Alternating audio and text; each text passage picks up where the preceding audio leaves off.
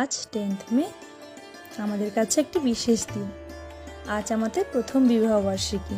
তাই প্রতিদিনের মতো সকালে ঘুম থেকে উঠে ব্রাশ করে ছোলার ছাতু, প্রোটিন পাউডার এবং ফাইবার জলে গুলে খেয়ে নিলাম।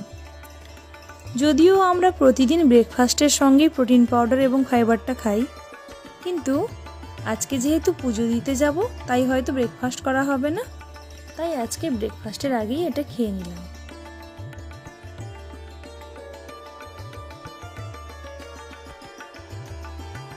এরপর স্নান সেরে পুজোর সামগ্রীগুলো গুছিয়ে নিয়ে চললাম মন্দিরে।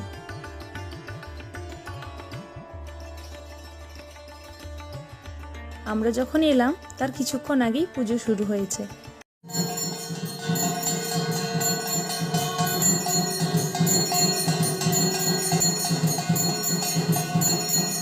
এরপর